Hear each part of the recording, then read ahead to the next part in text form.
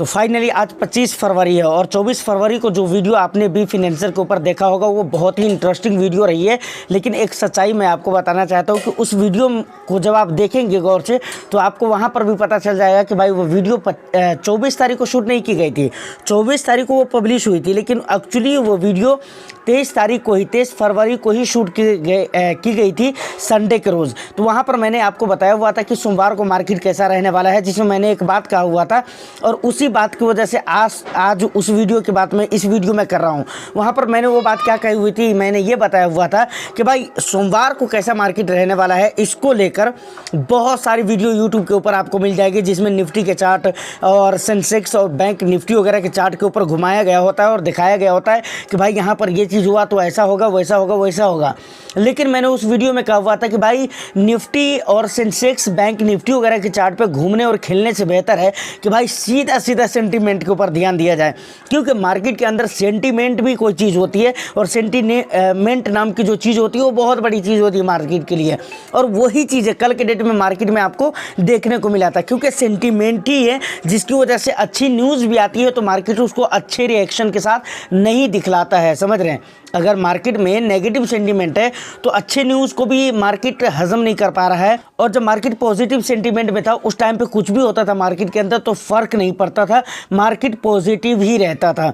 इसके ऊपर हमने बात किया हुआ था। आज की मार्केट कैसी रहेगी, उसके अलावा क्या आपको इस समय पे बेचना चाहिए या नहीं बेचना चाहिए, इसके अलावा और भी बहुत सारे जो इम्पोर्टेंट मुद्दे होने वाले हैं उनके ऊपर हम वीडियो में डिटेल से बात करेंगे। तो ऑफकोर्स वीडियो बहुत इंटरेस्टिंग होगी। एक लाइक कर दीजिए, शेयर कर दीजिए, चैनल को अगर अभी तक आपने सब्सक्राइब नहीं किया है तो चैनल को भी ज़रूर सब्सक्राइब कर ले, क्योंकि इस तरह के इंटरेस्टिंग कंटेंट मैं आपके लिए लेकर आता रहता हूं। देखिए सर, सबसे पहले अगर हम बात करें गिरावट की, तो गिरावट क्यों हो रही है, तो उसके पीछे के जो पहले के रीज़न है वो यही है कि भाई FIIs की जो सेलिंग है वो कहीं ना कहीं हो ही रही है। उसके बाद इंडिया का जो ग्रोथ वगैरह है उसमें भी थोड़ा स्लो डाउन वगैरह देखने को मिला है। उसके बाद जो बाहरी रीजन्स है वो तो है ही है, कुल मिलाकर ओवरऑल एक रीज़न नहीं है, बहुत सारे रीज़न है जिसकी वजह से मार्केट के अंदर गिरावट हो रही है। और सेंटीमेंट की अगर मैं बात करूं तो अभी गिरावट का सेंटीमेंट है, अभी भी आगे भी गिरावट हो सकती है। लेकिन क्या ऐसे टाइम पे आपको अपने म्यूचुअल फंड को सेल करना चाहिए या नहीं करना चाहिए,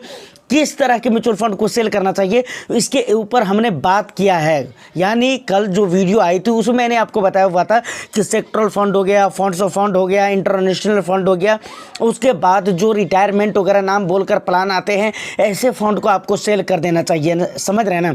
अगर सेक्टरल फंड की थोड़ी सी अगर बात की जाए तो सेक्टरल फंड में वो फंड जिनके बारे में आप बहुत अच्छे से जानते हैं, जानकारी रखते हैं, जिस सेक्टर के बारे में आपको बहुत अच्छे से नॉलेज है कि भाई आने वाला टाइम में यहाँ पर अच्छा खासा ग्रोथ देखने को मिल सकता है या सरकार इसको लेकर पॉजिटिव हो सकती है, सीरियस हो सकती है, तो बिल्कुल ऐसे सेक्टरल फंड के अंदर आप निवेशित रह सकते हैं।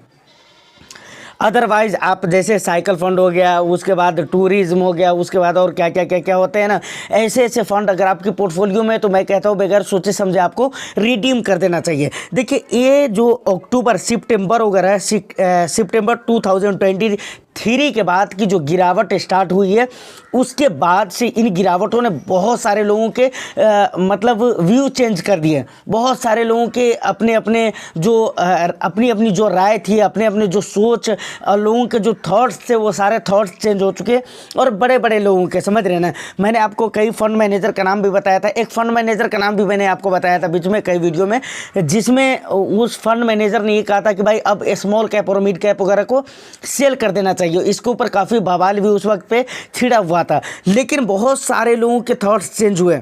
इस तरह करके कई सारे फंड मैनेजर है, कई सारे एक्सपर्ट है, कई सारे मार्केट एनालिसिस करने वाले लोग हैं, सारे के थॉट्स चेंज हुए। लेकिन मैं बराबर एक चीज़ बोलता रहा और एक चीज़ के ऊपर अटल रहा, वो इस बात पर कि नॉर्मल जो फंड है उसको आपको कभी सेल नहीं करना चाहिए। हाँ, ये बात मैंने आपको ज़रूर कहा है कि नॉर्मली फंड सही, small cap, large cap, mid cap, flexi cap, multi cap, इस तरह में ही कुछ फंड ऐसे हैं जो कि ज़्यादा हो चुके हैं आपके पोर्टफोलियो में, तो उसे आप सेल कर सकते हैं। लेकिन अगर आपके पोर्टफोलियो आपको लगता है कि सही तरीके से डिज़ाइन किया गया है और आप अपने रिस्क एपिटाइट के हिसाब से आप अपनी पोर्टफोलियो को डिज़ाइन किया और उसमें एलोकेशन वगैरह भी आपने किया है नॉर्मल फंड के अंदर, तो नॉर्मल फंड को बिल्कुल ही सेल करने की ज़रूरत नहीं है। सेक्टरल फंड में किसको सेल करना है और किसको होल्ड करना है वो चीज़ें मैंने आपको पहले की वीडियो में भी बताया था और आज की वीडियो में भी मैंने आपको शॉर्टकट में बता दिए। अब एक बात और, आज के मार्केट में क्या होता है, क्या होने वाला है आज की मार्केट में, बहुत इंपॉर्टेंट सवाल है। और कल कैसा रहेगा, देखिए अभी अगर रेगुलर बात करें तो मार्केट का सेंटीमेंट खराब ही रहेगा, लेकिन आज की अगर बात करें या कल के या परसों तरसों मतलब जब भी की बात कर लीजिए, तो ऐसे सिचुएशन में अगर मार्केट में गिरावट होती है तो बिल्कुल उसको लेकर आपको भागने की ज़रूरत नहीं और बेचने की ज़रूरत नहीं है। वहाँ पर जब भी आप देखें कि गिरावट हो रही है, 1-8% की गिरावट होती है और पैसे वगैरह, तो आप ऐड करने की कोशिश कीजिए, नहीं कि आपको भाग जाना है। अगर आप भाग जाएंगे तो समझिए एक तरह से मौका को आप गंवा रहे हैं, अपनी अपॉर्चुनिटी को खो रहे हैं आप, तो वो चीज़ आपको नहीं करना है, उसका फ़ायदा उठाना है ऐसे कि आपके पास जो ही अमाउंट हो आप निवेश करिए। और नहीं है तो कोई बात नहीं है, मार्केट के अंदर गिरावट हो रही है, सब्र करिए, देखते रहिए, वेट करिए, मार्केट की सही हालतों का इंतज़ार करना है आपको और बने रहना है। क्योंकि इस टाइम पे अगर आप निकलते भी है तो मैं आपको लिख कर देता हूं कि भाई आपका नुकसान होकर ही निकलेगा, ये बात होता है। क्योंकि देखिए मैं इससे पहले भी आपको बता चुका हूँ कि भाई मार्केट के अंदर इमोशन वगैरह से कुछ नहीं होता है और मार्केट के अंदर जो होना है, जो सिचुएशन बनेंगे उसके साथ आपको चलना पड़ेगा, उसको झेलना पड़ेगा, तभी जाकर मार्केट के अंदर आप पैसे बना सकते हैं। अदरवाइज अगर आपको लगता है कि मैं जल्दी में सारी चीज़ें कर जाऊं और चीज़ें आपके हैंड में हो जाए, तो ऐसा नहीं होता है। बात रही इंडियन इकोनॉमी के और ग्रोथ की, तो देखिए यहाँ पर कुछ चीज़ें हैं जो कि अभी भी ध्यान देने की ज़रूरत है। देखिए ग्रोथ होगा ऑफ कोर्स, धीरे धीरे होगा, जिसमें आपको टाइम देना पड़ेगा। और मैं पहले की भी वीडियो में बोल चुका हूँ, 3-4 महीना तो आप पकड़ कर चलिए, 2-3 महीने तो लाजमी चले जाएंगे। जब बहुत सारे लोगों का मानना है कि भाई मार्च के बाद मामला ठीक ठाक हो जाएगा। देखिए अच्छी बात है, अगर ठीक ठाक हो जाता है तो अच्छी बात है, बट मुझे तो ऐसा नहीं लग रहा है कि मार्च के बाद सारी चीज़ें समझ में आ जाएगी और ठीक ठाक हो जाएंगी। क्योंकि यहाँ पर एक चीज़ और भी है जो कि बहुत ही ध्यान देने वाली चीज़ है, और वो है डॉलर इंडेक्स, जिसको लेकर मैं बराबर कुछ न कुछ दिनों के बाद मैं वीडियो में बताता रहता हूं आपको। डॉलर इंडेक्स को जब आप देखेंगे ना, तो रुपये के मुकाबले में डॉलर काफ़ी ज़्यादा बढ़ गया था। तो अभी हाल फिलहाल में देखेंगे तो कुछ कम हुआ है, लेकिन अभी भी उतना भी कम नहीं हुआ है, क्योंकि अभी भी 86.66 है, तो अभी भी कम नहीं है। 84 पे था, 83 पॉइंट कुछ पैसे पे था, उसके बाद 84 पे पहुंचा।